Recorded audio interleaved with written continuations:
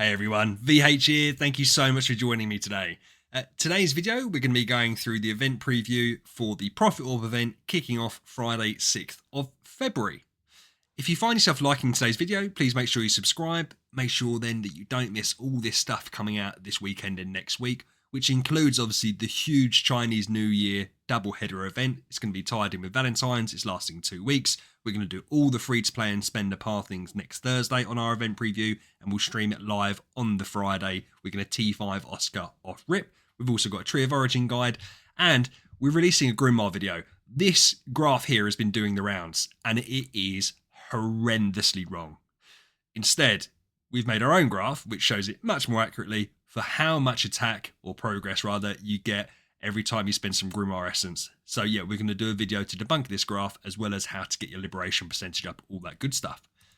First up, massive thank you, channel members. Jason has got himself double crowned. We also have Stephen, Jonathan, Max as new members, and Mark, who we done the account review for during the week, decided to join up. So thank you to them guys, as well as all my existing members. Huge thanks. So, event this week, Profit Orb Summon event, Heroic Miracle, Fantasy Factory. These are all standard to what they usually are. We've got Vesa and Williams as the heroes, we've got Arania as the Heroic Miracle hero, and we've got the normal Fantasy Factory rewards. We're not going to really talk about this too much because it's standard, it's every single event's the same by this point. The only difference being that this isn't like a main event, but we might end up doing the Profit Orbs. And we'll get into in a second why. This is the Fragrant Garden Party. So bonus rewards in the first slot. Deluxe resource chests are back, along with the void chests. The second bonus, you get the trans hero chests and the sub chests. And then you get DT chests in the third bonus rewards. This is why the event this week is a weird one. I haven't been on the Discord to check what the reaction's been, because I like to do these without gauging a reaction first. I imagine it's probably not positive by a big group of people, and then very positive for a very small group of people, like potentially me. So you get different points. You get for every 100 VIP, you get 1 point, maximum 100 points. For every 30 Profit Orbs, you get a point, maximum of 20. That caps out at 120 points. If you cap it out at 120 points, which means you spent 200 bucks and 600 Profit Orbs, you get 50 Deluxe Resource Chests, 1,000 Heroic Summon Scrolls, and 6 of these chests. The first chest contains an Origin Artifact and some other bits. You're going to pick the Origin Artifact. The next 2 chests contain the Origin Artifact and the Grimoire stuff. And then the third chest, Grimoire stuff, Origin Artifact, and DT material Star Souls. So, this is why I think potentially it's going to be controversial. As free to play, you can get to 600 points. 600 orbs, which gets you 20 points, which will give you one of these chests. It means you can pick an Origin Artifact out the chest. I'm not up to date on the free to play economy. I know it's very difficult to get Origin Artifacts. I still don't see that 600 orbs is worth one Origin Artifact. I might be wrong. Get other advice on that. I just think that seems expensive, especially with the big event next week. I imagine we'll get our hands on some. The next chests obviously are fantastic. It means that for spending 200 bucks and the 600 orbs, just on this page, we're going to ignore the feast packages, which is how we can get some of the VIP points for the time being. It means you can get 5 of the Grim selections and an Origin Artifact, which standalone is incredibly good value, I think, tied in with the 1,000 scrolls and the 50 Deluxe Resource Chests. So, yeah, for me, if you're a big spender anyway, you're going to spend on this. If you're the type of person who wasn't sure, or who spends like on big events, say you spend on New Year's and you spend on Chinese New Year's and you spend on Easter and you spend on anniversary, the big events, and you've got a set budget, it's really difficult to say whether you should spend on this event and get what we know we can get, or risk it, wait till next week and potentially be disappointed. Like, it's so hard. And obviously if you're not going to spend, or you're free to play, it's irrelevant, right? But they've given us some ways of spending the money in the form of feast packages. You can pick and choose which ones you buy. It doesn't go in order. So like a normal relay, obviously those bonus rewards on here, once you spend 30 bucks, you get that. 80 bucks that, 130 that, whichever way around it is. But this time it's different. You can pick and choose which ones you buy depending on what's important for your account. What that has meant is that some of these values are heavily distorted, particularly these middle two. But again, I suppose it's account dependent. The $10 one, you get the sign-in book, which gives you 20 deluxe resource chests and 10 tickets. This is great. If you're a low spender and you want to get yourself some deluxe resource chests, some Prism Starry Gems, 10 orbs, fine. It gets you 5 points, which means if you then also wanted to spend profit orbs to get up to the 20-point mark, you only have to spend 450 orbs only. But then you also then get yourself your origin chest. So maybe that's a route people want to go with. Not 100%, but for a relay, normally costs us 15. This only costs us 10, and you get the deluxe resource chest. It's probably worth it if you normally spend that anyway. Here's where I get a little bit meh.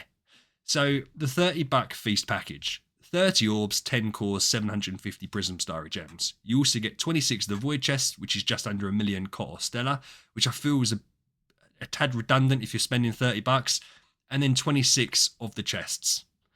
Most people pick Awakenings. So you get 15 points from doing that, and you'd have to spend the 600 orbs as well, or 640 orbs rather, to get all the full rewards here. It feels expensive for what it is. So next up, $70 tier. You get 70 orbs, 20 cores, 1,750 Prism Starry Gems, 26 Trans Hero Selection chests, and 26 of the sub chests.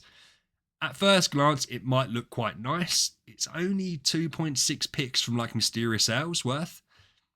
I don't like this for value. If you're the type of person that's spending $70 on the game, you probably spend regularly anyway, in which case you're not struggling with selection chests. This might be interesting, but it's not a lot. I'm not convinced. This is the one where I think you could be tempted with it. I'm certainly very tempted. So you get, for $100, 100 orbs, 30 cores, 2,500 Prism Starry Gems. You get the Fantasy Factory Quick Clear, which is for all you bitches out there that can't do Fantasy Factory properly. You get 2 time rewards, and you get 52 DT chests, which is nearly 8 picks in Mysterious Isles. This is what's interesting me for 50 points.